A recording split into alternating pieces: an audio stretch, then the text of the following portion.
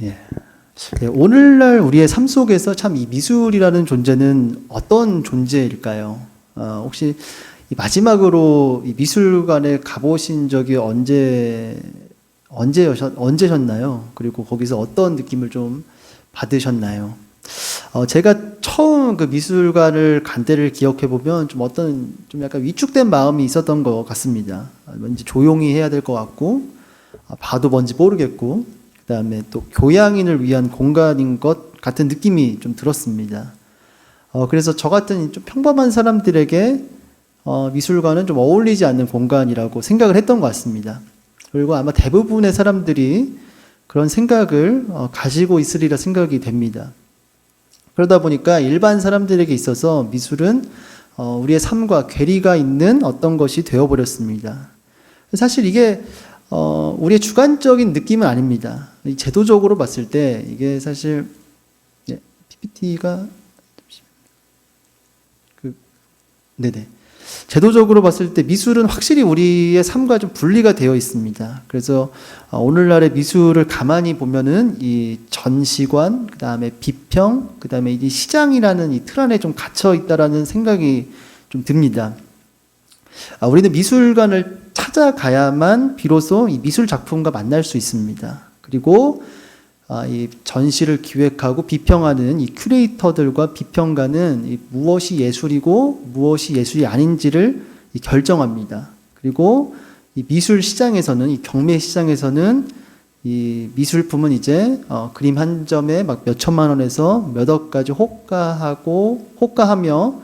거래되고 유통되는 어떤 상품이 됩니다. 이렇게 미술은 미술관, 비평가, 그리고 미술 시장, 경매 시장이라는 맥락 안에서 작동하는 어떤 무언가가 돼버렸습니다. 그러다 보니까 자연스럽게 미술은 우리의 삶에서 멀어질 수밖에 없고, 그러다 보니까 어쩔 수 없이 어떤 교양의 척도나 투기물이 되어버렸습니다. 그래서 이러한 현실을 예리하게 꼬집은 작품이 하나 있습니다. 그 학창 시절에 저는 이 작품을 미술 책에서 교과서에서 본 것 같습니다. 바로 듀샹이라는 듀샹이라는 작가가 만든 샘이라는 작품입니다. 그래서 이 마르셀 듀샹이라는 작가가 1917년에 이제 출품한 작품인데 그냥 평범한 남성용 소변기입니다. 근데 이 듀샹이라는 작가가 이제 공장에서 생성된 기성품 병기에 이렇게 작가의 사인을 합니다. 작가의 사인을 하고 미술관에 이렇게 출품을 합니다. 그리고 실제로 이게 미술품으로 남아 있습니다. 이런 작품을 보면 우리는 좀 약간 한 가지 의문이 듭니다. 과연 이것을 우리가 예술이라고 할 수 있을까요? 화장실에 있는 병기와 참 이게 뭐가 다를까라는 생각이 좀 듭니다. 다른 건 사실 하나입니다. 이것이 어떤 미술관이라는 공간과 맥락 속에 놓여 있다는 사실 그 하나만 다르지 우리가 매일 마주하는 그 병기와 사실 다를 게 없습니다. 그렇다면 이 병기가 아름다워서가 아니라 이 미술관이라는 이 제도가 이것을 예술로 인정하고 또 그것이 미술관 안에 있기 때문에 이것이 예술이 된 것입니다. 근데 이것을 거꾸로 생각하면은 미술관 밖에 있으면은 아무리 아름다워도 예술이 아닌 것이 되고 미술관 안에 있으면 그것이 때로는 난해하고 기괴해 보일지라도 어떤 예술이 됩니다. 그리고 아까 말씀드렸다시피 비평가가 이것을 예술이라고 인정을 하면은 그것이 예술이 되고 또 그것은 금전적으로 어떤 가치가 있는 또 투기 대상이 돼버립니다. 그래서 종합해보면 오늘날 미술은 참 우리의 삶에서 유리되어서 어떤 교양의 척도, 어떤 투자의 대상이 돼버렸습니다. 그래서 이렇게 제도적으로 봤을 때 참 우리의 삶과 미술이 괴리가 있는데 그 내용도 참 우리를 미술과 멀어지게끔 합니다. 지금 보시는 작품은 앙드레 마송이라는 화가가 그린 자동 드로잉이라는 작품입니다. 그러니까 마송이라는 화가는 어떻게 그림을 그렸냐면은 그 의식적으로 그림을 그린 게 아니라 그 의식 너머에 무의식을 따라서 그림을 그렸습니다. 그래서 그 자신의 내면 깊은 곳에서 그 올라오는 것들을 이렇게 그림으로 형상화했습니다. 저는 이 그림을 보면서 분신사바가 좀 떠올랐습니다. 그 내면의 그 의식이 아니라 그 무의식을 따라서 그 원을 이렇게 비슷하게 그리는 뭐 그런 걸 이제 초등학교 때 한 적이 있는데 뭐 그런 비슷한 느낌으로 이제 그림을 그린 것입니다. 참 그의 시도가 참신하긴 하지만은 과연 이것을 우리가 예술이라고 할 수 있을지 참 저 같은 일반인의 입장에서는 좀 납득이 좀 안 갈 때가 있습니다. 또 다른 작품 하나 보실까요? 영국의 마크 퀸이라는 작가가 만든 이 두상 조각입니다. 근데 이게 돌로 만든 게 아니라 이 자신의 피를 그 수개월간 걸쳐서 뽑은 다음에 이제 그걸로 자신의 두상을 만든 겁니다. 그러니까 이게 성인 체내 혈액의 총량에 해당하는 약 4.5리터의 피로 만든 자기 두상 조각이라고 합니다. 그래서 이 작품이 냉동장치 안에 이렇게 전시가 되어 있는데 이 전원이 꺼지면은 이게 막 흘러내린다고 합니다. 이 작품을 보면은 참 참신함을 떠나서 이제는 막 오싹하고 좀 기괴한 느낌을 줍니다. 그래서 과연 우리가 이런 것을 예술이라고 할 수 있을지 참 의문이 듭니다. 그래서 이처럼 현대 미술은 상당 부분은 좀 난해하고 좀 추상적이고 때로는 기괴하기까지 합니다. 그래서 한스 제들마이어라는 학자가 있는데 이 학자가 뭐라고 평가를 했냐면은 근대와 현대 미술이 어떤 영원적이고 초월적인 가치를 부정하는 방향으로 지금 나아가고 있다고 이렇게 진단을 했습니다. 그래서 오늘날의 예술이 어떤 예술이 아닌 것을 예술이라고 주장하는 형태를 취했다고 말합니다. 물론 오늘날의 미술, 그러니까 근현대 미술을 뭐 전체를 다 이렇게 평가할 수 없겠지만은 왜냐하면 분명히 오늘날에도 어떤 영성을 추구하고 어떤 깊이를 추구하는 작가가 분명 있습니다. 그럼에도 미술이 보통 사람들의 삶에서 멀어진 것은 참 부정하기 어려운 현실이라고 생각을 합니다. 그리고 여기에 더해서 또 개신교인들에게 미술은 또 다른 이유로 좀 낯섭니다. 바로 그 우상 숭배라는 오해 때문입니다. 그 중세 시대에 그 많은 사람들이 이 성상과 성화 앞에서 참 미신적인 행동을 많이 했습니다. 그래서 어떤 성상이나 성화 앞에서 뭐 기도하고 절하면서 어떤 신비적인 체험을 계속 갈구하고 갈망했습니다. 그리고 이런 성화나 성상을 그리는 데에 뭐 도움을 준다거나 아니면 기증한다거나 하면은 구원을 받을 수 있다라고 믿었습니다. 지금 이 보시는 작품이 그 이탈리아 파도바에 있는 그 스크로베니 예배당의 프레스코와 이렇게 벽에 이제 그려진 그림입니다. 조토라는 화가가 그렸고요. 이 그림은 최후의 심판이라는 그림입니다. 근데 이 그림 아래를 자세히 보시면 이렇게 어떤 한 인물이 교회 모형을 이렇게 바치고 있습니다. 제가 그 오른쪽, 그 왼쪽에 있는 부분을 좀 더 확대해서 오른쪽에 이렇게 가져왔는데요. 이렇게 교회 모형을 바치고 있습니다. 그러니까 이 그림에 등장한 사람이 누구냐면은 이 사람이 그 엘리코 스크로벤이라는 부유한 은행가입니다. 그런데 이 아버지가 좀 악명 높은 고리 대금업자였습니다. 그래서 그 아들인 엔리코가 야 이거 잘못하다 우리 아버지 지옥 갈 수 있겠다라는 그런 생각을 한 것 같습니다. 그래서 아버지의 죄를 속죄하기 위해서 이 예배당을 짓고 이 조토라는 화가에게 벽화를 의뢰를 한 것입니다. 그렇다면 이제 이 그림과 이 예배당 전체가 이제 마냥 순수한 동기로 지어진 게 아니라 어떤 속죄를 위해서 구원의 수단으로서 이렇게 그림을 그리고 예배당을 지은 것이죠. 그러니까 중세 시대에는 이렇게 그림을 그릴 수 있도록 후원하고 봉헌하는 것 자체가 어떤 구원과 밀접한 관련이 있었고 어떤 구원을 확실히 하는 어떤 수단이 이렇게 되어 버렸습니다. 그래서 이 종교개혁자들이 이 성화와 성상에 대해서 아주 강하게 경고를 한 것입니다. 그리고 그 유산이 오늘날 우리에게까지 이어져서 이 개신교인들에게는 좀 미술은 좀 낯설고 그 다음에 좀 어색한 그런 것이 되어버렸습니다.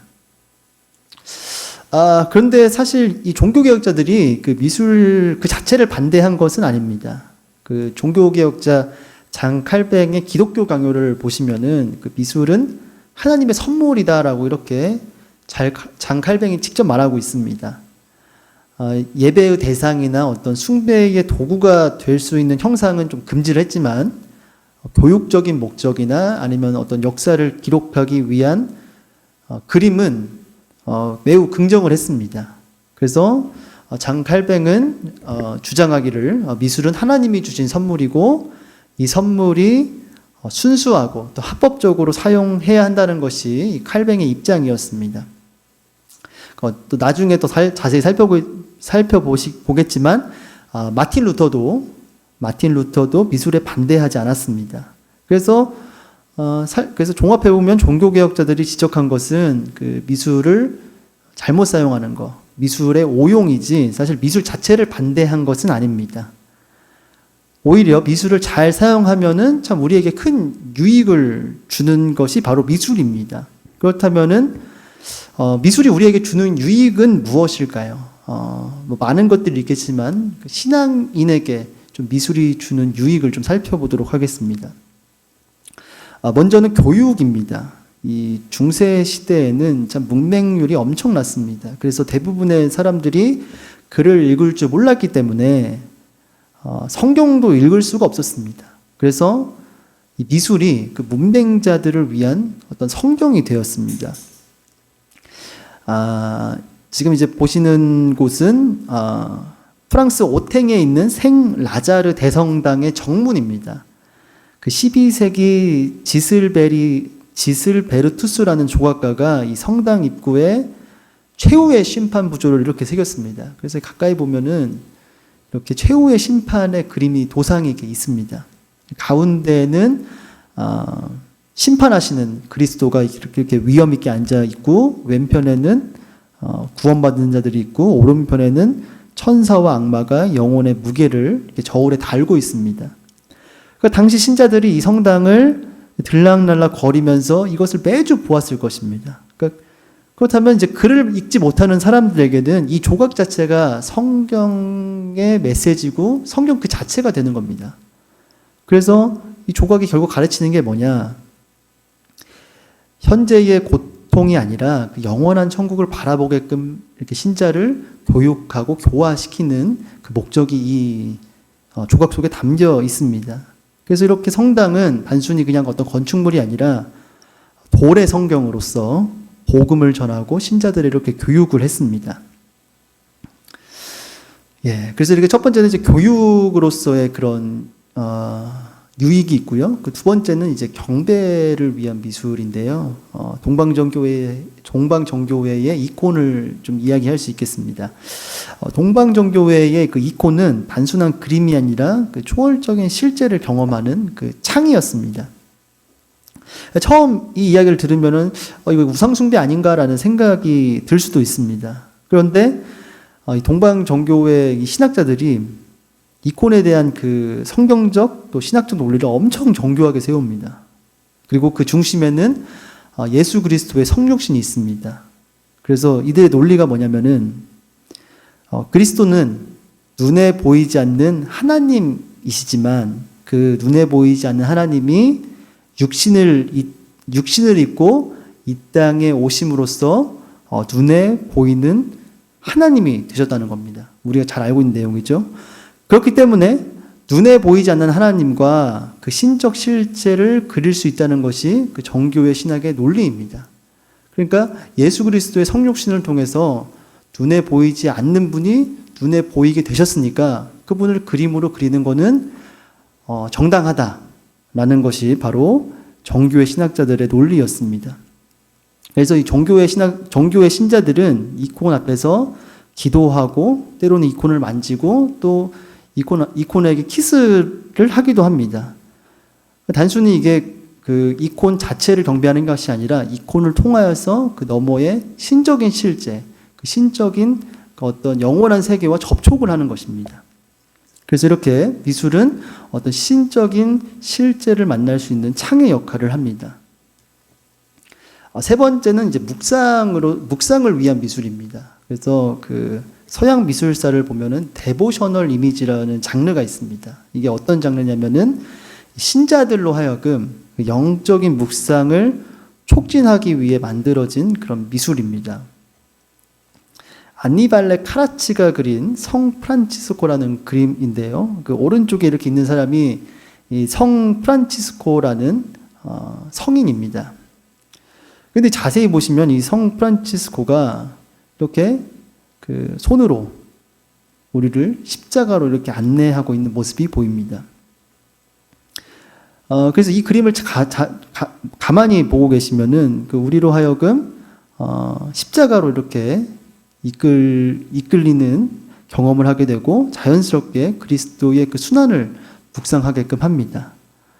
이렇게 미술은 우리로 하여금 기도를 함에 있어서 또 묵상을 함에 있어서 또 그 묵상과 기도를 촉진하는 도구가 됩니다. 네, 이제 마지막으로 좀 제가 이제 특별히 강조하고 싶은 부분인데요. 그 미술은 또 이 성경 해석에 또 새로운 차원을 열어주는 역할을 합니다. 한 화가가 성경 장면을 그릴 때 이 단순히 역사적인 사건을 재현하는 것이 아닙니다. 그 속에는 그 작품 속에는 작가나 당대 사람들의 그 성경 해석이 그 작품 안에 좀 들어 있습니다. 그래서 이 미술 작품이 어떤 하나의 주석과 해설 역할을 합니다. 이 카라바조의 그리스도의 체포라는 그림입니다.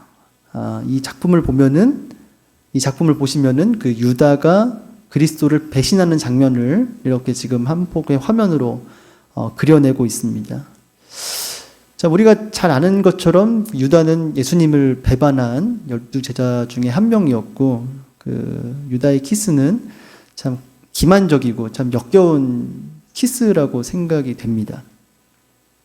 스승을 파는 제자의 키스이자 어떤 돈을 위해서 그 3년간의 시간을 부정하는 그런 키스인 것이죠. 우리는 이 작품을 보면서 참 그 유다를 욕할지도 모르겠습니다. 어떻게 스승을 이렇게 팔 수가 있냐? 어떻게 예수님을 배반할 수 있냐? 이렇게 욕할지도 모르겠습니다. 그런데 이 작품을 가만히 보면은 그 옆에 등불을 들고 있는 사람이 있습니다. 이게 누구냐면은 이 그림을 그린 화가 자신입니다. 그러니까 카라바조가 자기 자신을 이렇게 그 그림 속에 넣은 것입니다. 카라바조는 왜 이 장면 속에 자기 자신을 넣었을까요? 지금 카라바조가 들고 있는 걸 보면은 지금 호롱불 같은 거를 지금 들고 있습니다. 그러면은 이 카라바조가 등불을 들고 있음으로써 이 배반의 현장이 지금 가능한 것입니다. 불이 없으면은 예수님을 못 찾지 않겠습니까? 근데 불이 있으니까 예수님이 누군지도 식별이 가능하고 예수님을 체포할 수 있는 것입니다. 그러면 이게 전체적으로 의미하는 게 뭐냐? 카라바조는 지금 이 기만적인 현장에, 그러니까 예수님을 팔아넘기는 이 현장에 자신도 일조하고 있다라는 것을 이렇게 그림으로 고백하고 있는 것입니다. 그래서 참 이런 그림 앞에서 우리가 생각을 해보면은, 만약 우리가 유다를 욕할 수 있을까라는 그런 생각이 듭니다. 우리도 매일의 삶 속에서 그리스도를 배반하고 배신하는 일이 얼마나 많을까요? 그 돈, 명예, 이익 앞에서 그리스도를 배반하는 우리의 모습을 참 떠올려 보면 우리도 마냥 유다를 욕할 수 없다라는 그런 생각이 듭니다.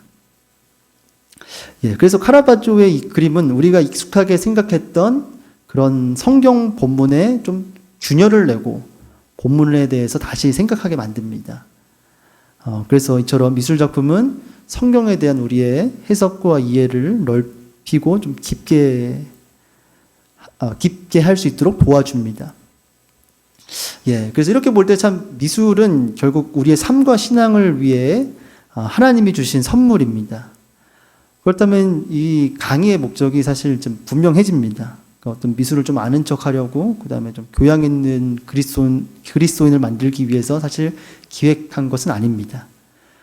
제가 바라는 방향은 삶과 신앙으로부터 좀 유리되어 있는 이 미술을 다시 우리의 삶과 신앙으로 되돌리기 위해서 어쩌면 좀 이 강의가 시작되었다라고 말할 수 있겠습니다.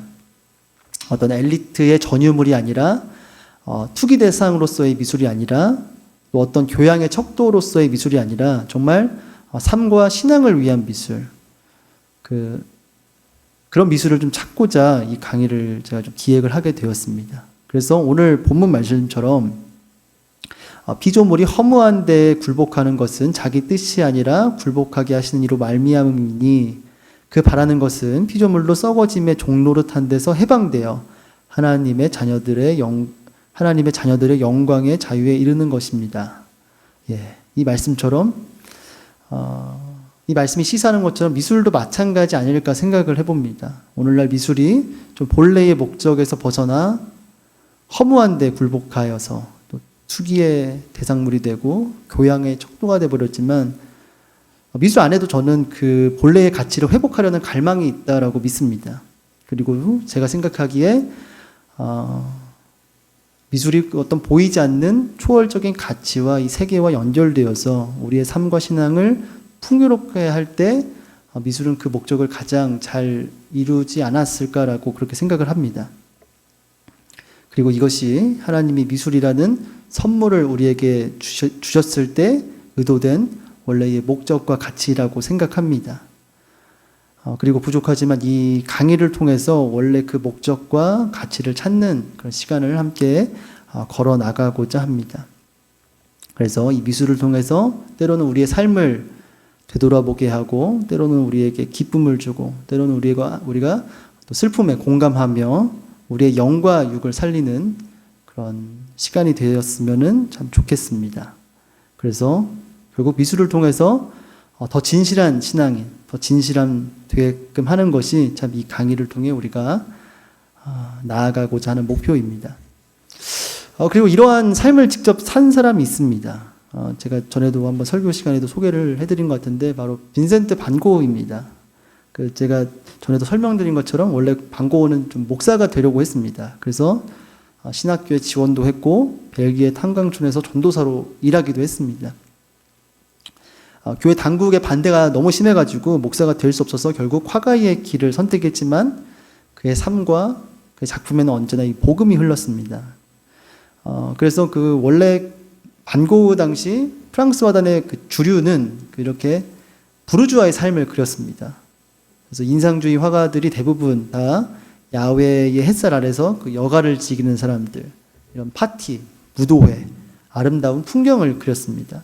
그런데 이 빈센트 반 고흐는 캔버스를 들고 파티장이나 무도회장에 간 것이 아니라 가난한 농민에게로 갔습니다. 그래서 감자 먹는 사람들, 이렇게 하루 먹고 하루 사는 이 농민들의 거친 손을 그렸고 또 고된 노동 속에서도 꿋꿋이 씨를 뿌리는 사람들을 그렸습니다. 반 고흐에게 있어서 예술은 다른 사람을 위로하고 공감하기 위한 하나의 수단이었습니다. 그래서 그에게 미술은 어떤 미술관에 걸기 위한 미술, 자랑하기 위한 미술이 아니라 정말 그 어떤 사람을 위한 미술이었습니다. 이처럼 미술을 우리 삶과 신앙으로 다시 가져올 때 미술을 통해서 우리의 삶은 더욱더 이렇게 풍성해지고 더 진실해지며 초월적 실제에 조금 더 가까이 가리라 믿습니다. 그래서 자신에게 진실해지고 타인에게 진실해지며 하나님에게 진실해지는 것, 이것이 바로 미술의 진정한 목적, 미술이 우리에게 주어진 그 하나님의 선물의 진정한 목적이 아닐까 생각해 봅니다. 그래서 오늘 강의 내용을 좀 적용하면서 한 가지 작품을 설명해 드림으로써 오늘 강의를 좀 마치고자 하겠습니다.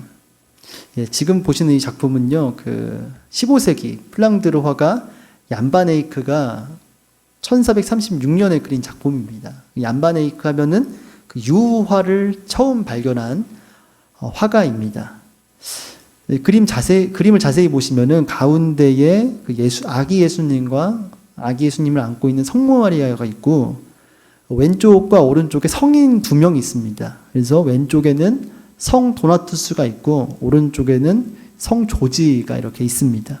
그래서 지금 이 작품은 예수님과 마리아, 그 다음에 두 성인이 이렇게 모여있는 굉장히 성스러운 인물들이 함께 모여있는 그런 작품인 것이죠. 그런데 그 옆에 그 흰 옷을 입은 한 인물이 이렇게 무릎을 꿇고 있습니다. 흰 옷을 입고 지금 무릎을 꿇고 있는 이 사람은 바로 이 그림을 후원자 판데어 팔레라는 성직자입니다. 그래서 근데 자세히 보시면은 판데어 팔레가 그 손을 한번 보실까요? 그 왼손에는 그러니까 손에는 그 펼친 기도서가 있고 그 위에 안경이 있습니다. 근데 그 눈을 좀 자세히 보시면은 그 성인들이나 예수님을 그 똑바로 보는 것이 아니라 좀 뭔가 이렇게 허공을 응시하는 것 같습니다. 그래서 눈에 초점이 살짝 빗나가 있습니다. 좀 약간 의문이 드는 장면인 거죠. 왜 화가는 후원자였던 이 판데어 팔레의 눈을 왜 이렇게 그렸을까요? 이것이 과연 의미하는 게 뭘까요? 판데어 팔레는 15세기를 살았던 사람입니다. 근데 자세히 살펴보시면 이 아까 말씀드렸던 두 성인, 성 조지와 성 도나투스는 1000년 전 사람들이고 예수님과 성모 마리아는 1세기 사람들입니다. 그래서 잠깐만 생각해 보면 사실 이 그림이 사실은 말이 안 되는 그림입니다. 15세기 사람과 그 이전의 세기를 살았던 사람들, 1세기를 살았던 마리아와 예수님이 한 공간에 있을 수가 없습니다, 사실. 그렇다면은 이 장면은 도대체 어떤 장면일까요? 많은 학자들이 결론을 내린 게 바로 뭐냐면은 이거는 영적인 환시의 장면, 어떤 영적 비전의 장면을 이렇게 그림으로 그렸다라고 설명을 합니다. 그렇다면 우리가 이제 아까 그 눈에 초점이 빗나가고 이 안경을 내려놨다는 의미가 이제 선명해집니다. 그러니까 판데어 팔레가 지금 기도서를 읽다가 안경으로 대변되는 이 육신의 눈을 내려놓았을 때 그때 이제 믿음의 눈이 열린 것입니다. 그리고 믿음의 눈으로 바라봤을 때 육신의 눈으로는 절대 볼 수 없었던 그리스도와 성도들이 이제 함께 하는 것을 지금 보게 되는 것입니다. 제가 이거 학교에서 이제 수업을 들은 내용인데 저는 이거를 들으면서 온몸에 좀 소름이 돋았습니다. 이렇게도 표현을 할 수 있구나. 우리가 늘 들었던 믿음의 눈으로 바라보자라는 그런 클리셰 같은 구호가 이렇게 정말 참신하게 그림으로 표현될 수 있구나라는 생각이 들면서 좀 많이 소름이 돋았던 좀 소름이 돋았습니다. 예, 그러면서 이 작품을 좀 묵상하면서 좀 그런 생각을 가지게 되었습니다. 우리의 기도회가 좀 이런 자리가 되었으면 좋겠다라는 생각을 좀 가지게 되었습니다. 자, 우리가 육신의 눈으로 우리의 삶과 현실을 보면 참 답답할 때도 있고 좀 한숨이 나오는 때도 있습니다. 그러나 이 판데어 팔레가 육신의 눈을 내려놓았을 때, 그리고 믿음의 눈으로 바라보았을 때 그 주변에 성도들과 그리스도가 함께 있었던 것처럼 우리도 우리의 눈이 아니라 믿음의 눈으로 우리의 삶을 바라볼 때 우리 옆에는 성령으로 함께 하시는 그리스도가 우리와 함께 하시고 또 보이지 않는 성도들이 우리와 연결되어 있다는 것을 보게 될 것입니다. 이것이 바로 그리스도의 약속이고 또 우리가 매주 사도신경으로 고백하는 성도의 교제입니다. 예, 판데어 팔레가 이 안경을 내려놓고 믿음의 눈으로 바라보았던 것처럼 오늘 이 기도회에서 육신의 눈을 내려놓고 믿음의 눈으로 앞을 바라보는 시간이 되기를 소망합니다. 그리고 언제나 우리와 함께 하시는 그리스도를 붙잡는 시간이 되기를 진심으로 축복합니다.